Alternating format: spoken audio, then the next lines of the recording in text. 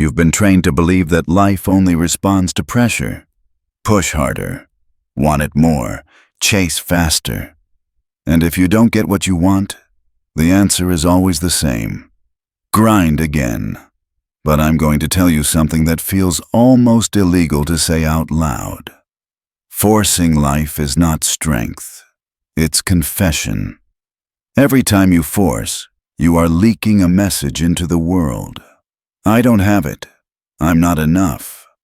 I need you to give me permission. And the world is cruelly fluent in that language. It doesn't reward need. It exploits it. Look closely at the men who live in constant motion, texting, proving, posting, pleading, explaining, overworking, overpromising. They aren't powerful. They're panicking. They're sprinting on a treadmill and calling the sweat progress. And here's the tragedy. The harder they run, the more the machine owns them. Machiavelli understood this long before hustle culture turned desperation into a religion. He studied courts, princes, rivals, and opportunists, and saw the same law everywhere. The person who appears to need is the person who can be controlled. Need is the collar. Pressure is the leash. So if you feel like you're doing everything right and still getting ignored, if you feel like the more you chase success, the more it slips through your hands, you're not cursed. You're broadcasting weakness on a frequency predators can hear. And yes, predators exist. Not just in alleyways, in boardrooms, in families, in friendships, in relationships. Anywhere humans compete for attention, status, money, or influence. Someone is listening for the sound of hunger. Because hunger makes people predictable, and predictable people are easy to manipulate. That's why forcing life drains you. It isn't just exhausting, it's humiliating on a psychological level. It turns you into a man who reacts to the world instead of a man who commands himself. You become a pawn that moves whenever the board demands it. Now lean in, because this is the pivot. The opposite of forcing is not laziness, it's dominance. The calm man is not calm because he has less desire. He's calm because he has more control. He's the kind of man who can want something deeply and still not chase it like a starving dog. He can feel the itch and refuse to scratch. And that refusal is where power is born. If you're ready to step into this, type this in the comments right now. Power bends to patience. Here's the first truth you have to accept. Forcing life makes you smaller.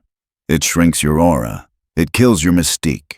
Because the moment people sense you're trying to extract something from them, approval, opportunity, attention, they stop seeing you as an equal. They start seeing you as a request, a demand, a problem. And humans don't respect problems. They solve them, or they avoid them. That's why the desperate man gets left on read. That's why the eager applicant gets lowballed. That's why the one who over-explains loses the negotiation before the negotiation even begins. The moment you show hunger, you hand the other side a map to your weak points. Machiavelli would call this losing the frame. You step into their reality, their pace, their terms. You let them decide what's urgent. You let them decide what matters. And once you accept someone else's tempo, you've accepted their dominance. So, what do you do instead?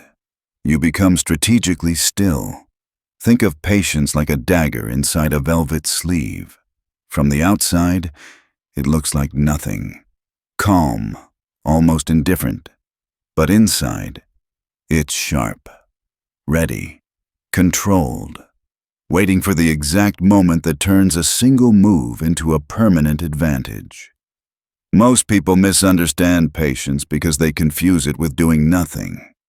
Real patience is doing the most important thing: watching, studying, noticing patterns, reading motives, listening for what isn't being said. While everyone else is sprinting to prove themselves, you're gathering leverage.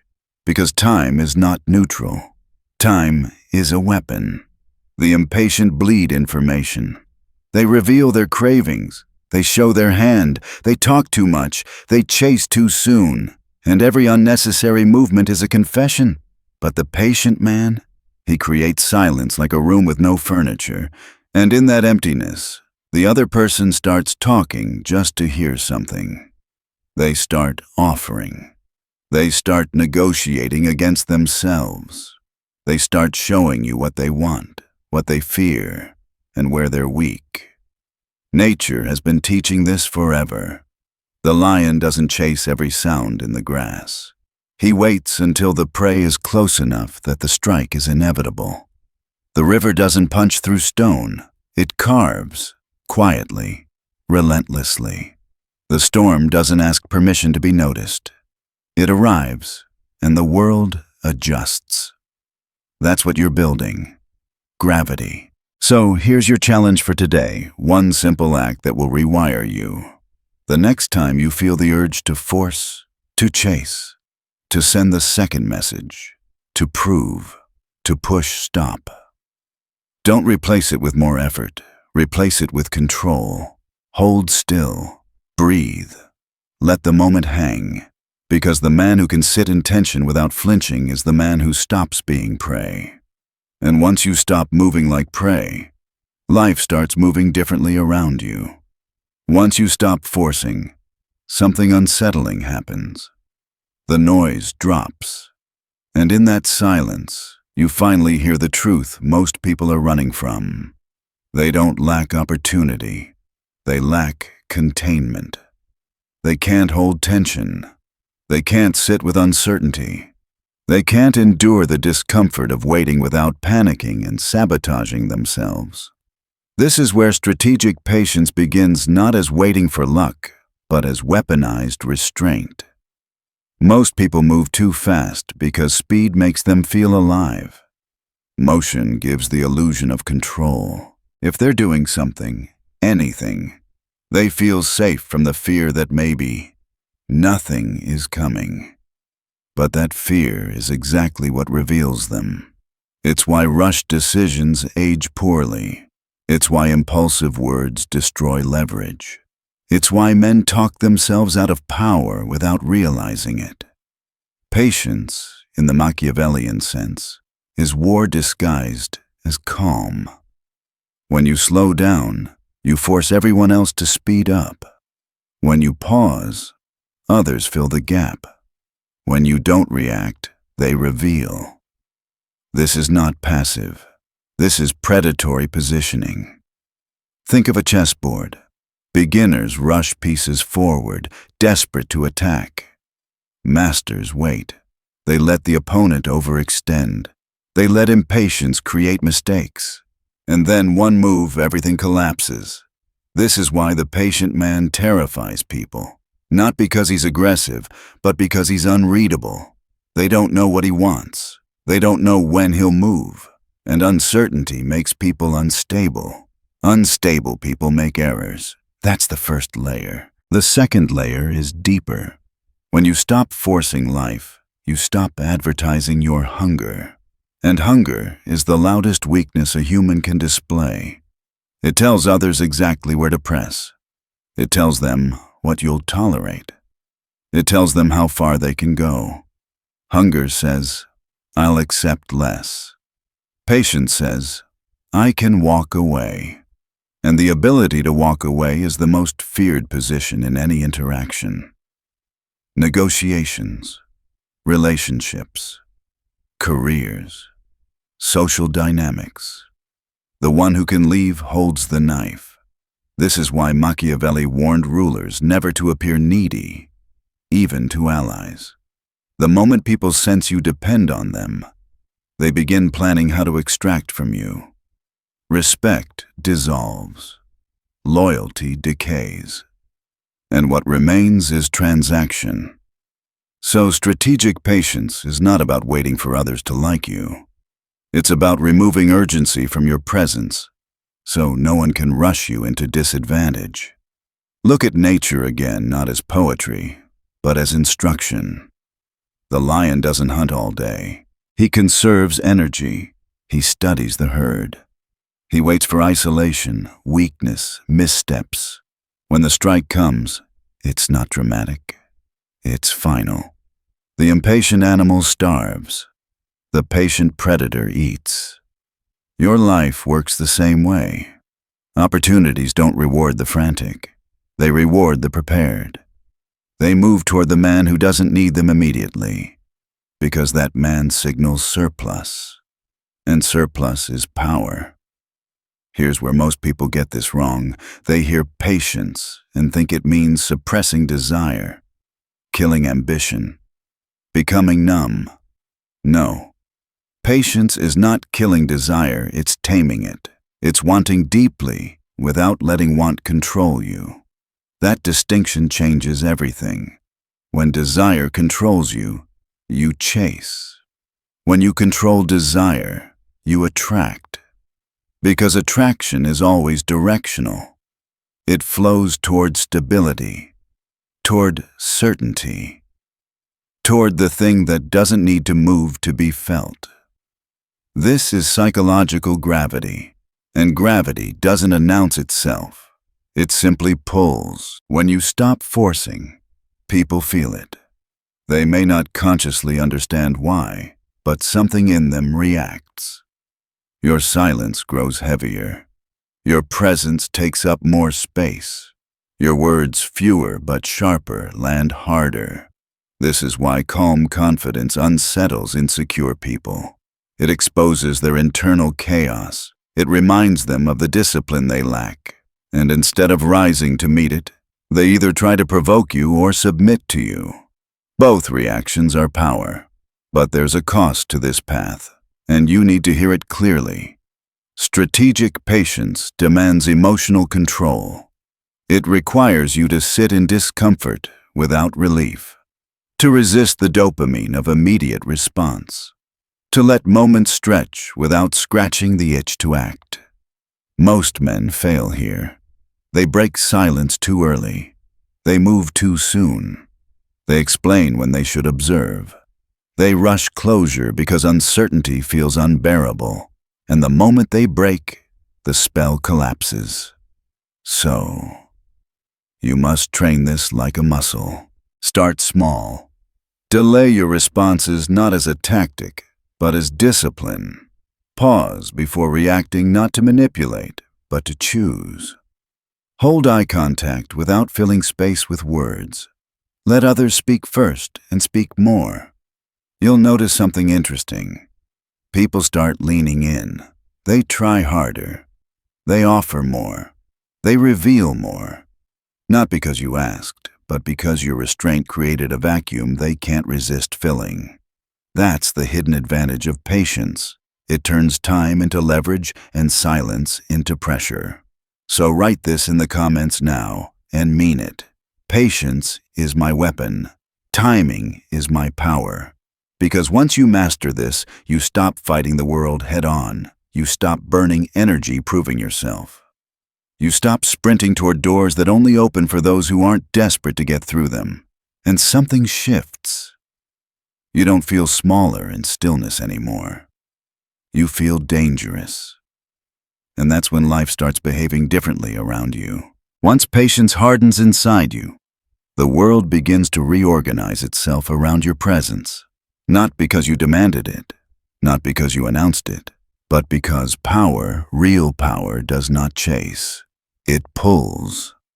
Think about gravity for a moment. The sun doesn't run after the planets. It doesn't convince them to stay in orbit. It simply exists with such mass that everything bends toward it naturally. That is not mysticism. That is law. Machiavelli understood this principle long before modern psychology gave it vocabulary. People do not follow strength because it asks them to. They follow strength because it feels inevitable, safe, certain, above them. And the moment you stop forcing life, you begin building that mass. Here's the core truth most people never grasp. Attraction is not kindness. It is not effort. It is not persuasion. Attraction is authority without friction. When you force, you create resistance.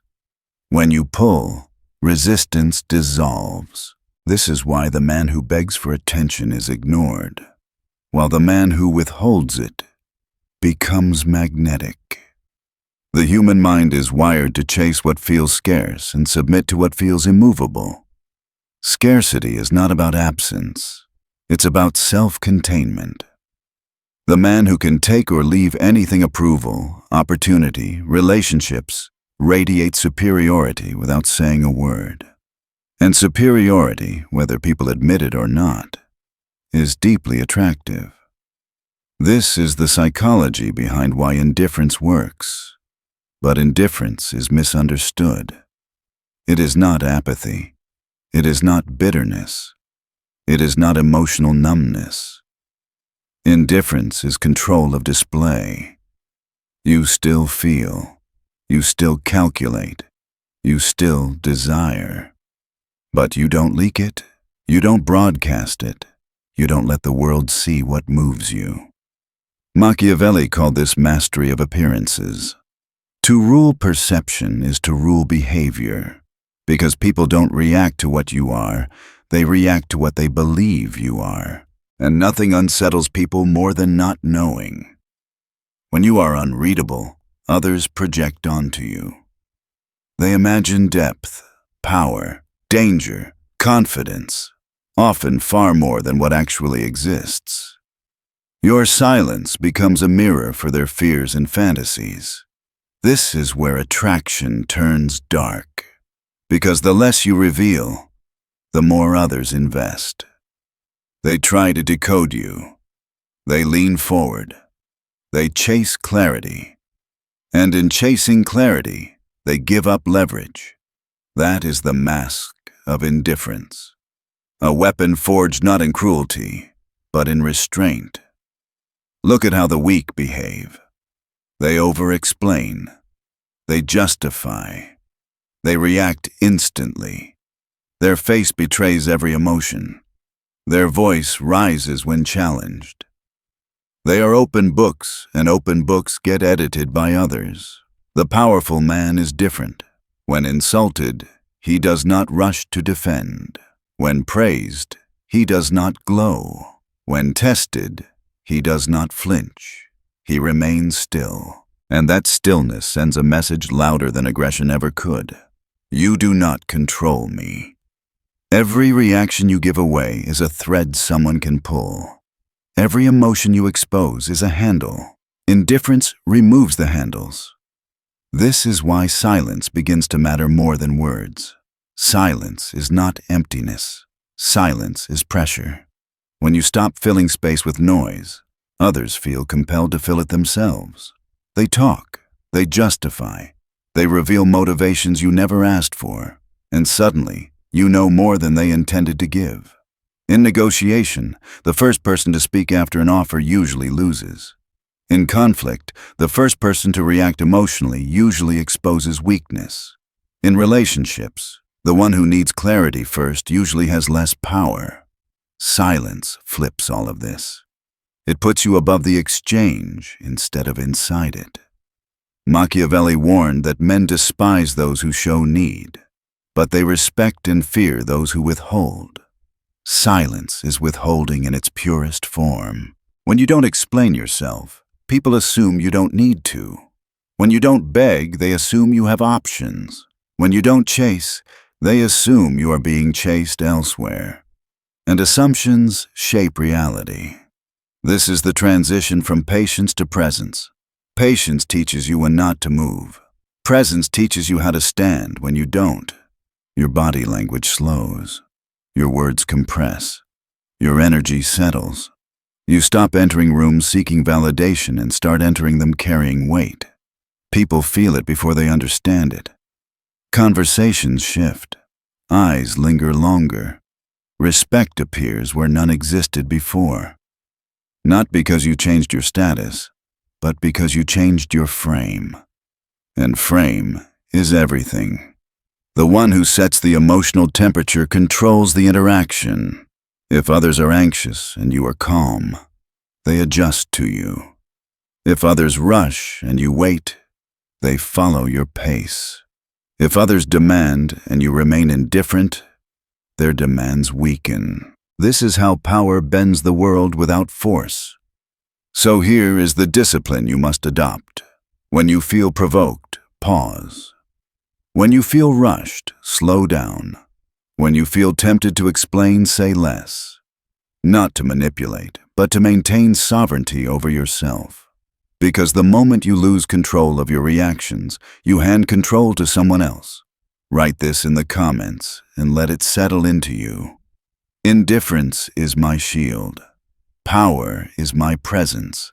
Once this becomes natural, something irreversible happens. You stop feeling like life is something you must chase down. You start feeling like life is approaching you carefully, testing you, circling you. And that's when you know you are no longer forcing. You are being felt. When indifference becomes natural, silence evolves into dominance. This is where most people break. They understand the idea of silence, but they can't live with it. The quiet feels heavy, uncomfortable, exposing. So they rush to fill it with words, explanations, justifications, emotional leakage. They don't realize they're giving away the very thing that makes them powerful. Silence is not absence. Silence is command. The man who can remain silent when others are scrambling for control stands above the exchange. He forces the world to move around him while he remains still. And stillness, when chosen, is terrifying. Machiavelli understood this better than most rulers of his time. He observed that men speak when they are uncertain and explain when they are afraid. Words are often not weapons, they are confessions. Every unnecessary sentence reveals motive. Every emotional reaction reveals pressure points. Every plea reveals hierarchy. Begging, especially, is self-destruction. The moment you beg, you kneel. You may not do it physically, but psychologically, you place yourself below the other person. You acknowledge that they hold something you cannot generate on your own. And once that dynamic is set, respect evaporates. Silence reverses this instantly. When you don't ask, others offer. When you don't explain, others assume. When you don't react, others question themselves. This is not manipulation. It is alignment with how the human mind works. People crave certainty, but they are drawn to mystery. Silence creates both at once. You appear stable, but unknowable. This is why kings spoke little, why generals waited, why predators stalked without sound. Power does not justify itself. Power does not negotiate its worth. Power simply exists and lets others adjust. This principle applies everywhere. In conflict, the loudest person is usually the weakest. In negotiation, the most talkative person is usually losing. In relationships, the one who explains their value is already undervalued. Silence forces the other side to sit with their own insecurity. And insecurity is uncomfortable. So they move, they speak, they reveal. They try to regain control, and every move they make gives you information. This is why silence is a blade. It cuts without swinging. But silence alone is not enough. It must be paired with frame control. Frame is the invisible context that defines what an interaction means. Whoever controls the frame controls the outcome. And forcing life almost always means stepping into someone else's frame. When you chase, you accept their value system. When you beg, you accept their authority. When you react, you accept their pace. The Machiavellian man refuses this. If someone pressures him, he slows down. If someone insults him, he does not defend. He observes. If someone demands urgency, he removes it. This reframes the interaction instantly. Now they are reacting to you. Frame control is not about arguing. Arguing is still submission to the other's reality. Frame control is about refusal. Refusal to emotionally engage. Refusal to explain. Refusal to rush. Refusal is power. Think of a negotiation where one side is desperate to close and the other is perfectly willing to walk away. Who wins? Always the one who doesn't need the outcome. That's the law. This is why forcing life destroys leverage. It traps you inside outcomes. It makes results more important than position. But power always prioritizes position, because position shapes results over time. And this leads to the most brutal truth in this entire philosophy. If you cannot control yourself, you cannot control anything. Self-mastery is the foundation beneath all of this. Without it, silence becomes avoidance. Indifference becomes insecurity. Patience becomes fear. Machiavelli warned that a ruler who cannot govern himself will always be governed by others. And in modern life, the same law applies. If your emotions jerk you around, the world will use you like a puppet. Anger, desperation, envy, fear. These are not feelings, they are leaks. They drain authority. They fracture presence. They make you predictable. Self-mastery is not suppression. It is command. It is feeling anger and choosing not to display it. It is feeling desire and choosing not to chase it. It is feeling fear and choosing not to let it steer. This is iron discipline. The man who masters himself becomes a closed system. He does not need external validation to stabilize his identity. And because he is stable, others orient around him. He becomes a reference point, and reference points attract. This is why restraint terrifies people more than aggression. A man who can destroy but chooses not to signals depth. A man who reacts wildly signals weakness. Restraint says, I don't need to prove anything. So your task here is simple but not easy. You must rule yourself like a tyrant. Not cruelly, but absolutely. Your impulses do not get votes. Your emotions do not dictate action. Your fears do not set direction. You decide. Every time you resist the urge to force, to explain, to chase, you reinforce this internal authority. And over time, that authority becomes visible. Your posture changes. Your speech slows. Your presence thickens. People feel it before you speak. And when they feel it, they treat you differently. Write this in the comments and let it burn into you. My silence is strength. My words are weapons. Because once self-mastery locks in, something rare begins to form around you. An aura. Not confidence. Not arrogance. Inevitability. And when inevitability enters the room, force becomes unnecessary. Life starts bending on its own. There is a final form of power that makes force obsolete. It is not aggression. It is not dominance in the loud, theatrical sense. It is the aura of inevitability. This is the kind of presence that ends resistance before it begins. When people look at you and not think, but feel that your rise is already written, that opposing you is pointless, that aligning with you is safer than standing in your way. Machiavelli knew this was the highest psychological ground a ruler could occupy. A prince feared is dangerous. A prince respected is powerful. But a prince perceived as inevitable rules without lifting a sword. Inevitability is not arrogance. It does not announce itself. It does not posture. It is quiet, consistent, and heavy. It is built through repetition of restraint, not moments of intensity. Most men try to fake this. They project confidence without substance. They speak destiny without discipline. and they are exposed quickly. Because inevitability cannot be acted, it is accumulated. It is the result of never-breaking character. Character here does not mean morality. It means coherence. Your words match your actions. Your actions match your pace. Your pace never betrays urgency. Even when pressure rises, you remain contained. That consistency does something terrifying to the human mind. It removes hope of controlling you. People may challenge you once. They may test you twice.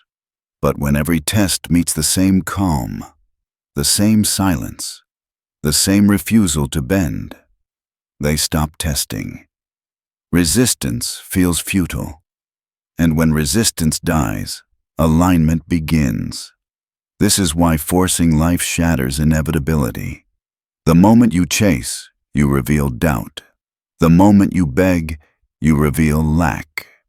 The moment you rush, you reveal fear of loss. And fear fractures the aura instantly. Inevitability is built on fullness. You move like someone who already has.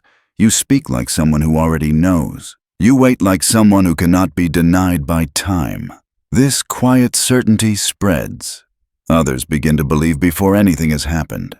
They treat you as though success is simply delayed, not uncertain. Opportunities appear not because you asked, but because people want proximity to momentum. Humans are herd creatures. They orbit certainty. They cling to what feels stable in a chaotic world. When they encounter someone whose internal state does not fluctuate with circumstance, they surrender emotionally. That surrender is power. But here is the warning Machiavelli would never soften. This aura is fragile if it is not rooted in self-mastery. One emotional outburst, one moment of public desperation, one visible crack in discipline, and the illusion collapses. Worse than collapsing, it reverses. People turn. They punish weakness twice as hard when they feel deceived. So the discipline must be absolute. You do not force people to like you. You do not force doors to open. You do not force outcomes to arrive. You build yourself until people, doors, and outcomes have no choice but to respond. This is not passivity. This is engineering. You engineer scarcity by not overexposing yourself. You engineer mystique by speaking less than you could. You engineer authority by never reacting emotionally in public. You become someone who could walk away from anything, and because of that, nothing walks away from you. This is the Machiavellian secret. Attraction is not luck. Attraction is not charisma. Attraction is controlled gravity. The world does not bend to effort. It bends to weight. When you stop forcing life, you stop bleeding energy into resistance. You stop grinding yourself into dust trying to prove worth. You stop begging reality to cooperate. Instead, you become immovable. And immovable things shape the flow of everything around them. Look at the men history remembers. They were not frantic. They were not eager. They were not explainers. They stood. They waited. They calculated. And when they moved, the world adjusted. They did not chase fortune. They positioned themselves so fortune had nowhere else to go. This is why Machiavelli admired men who could manipulate chance instead of pleading with it. They understood that fortune, like people, submits to those who do not need it. So this is the command you carry forward. Never force, never beg, never chase. Rule yourself. Sharpen your silence. Harden your patience. Protect your mystique. Let your presence grow heavy. Because once you embody inevitability, the game ends quietly. Success does not announce itself. Recognition does not need to be demanded. Loyalty does not need to be purchased. They arrive. And when they do, you will understand the final truth. You were never meant to run after life. Life was meant to move toward you. Write this in the comments and let it become law. I attract success. I never chase it. And if you are ready to live by this, not as motivation, but as discipline, then you already know what comes next.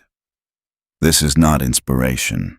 This is war, and only those who stop forcing life ever rule it.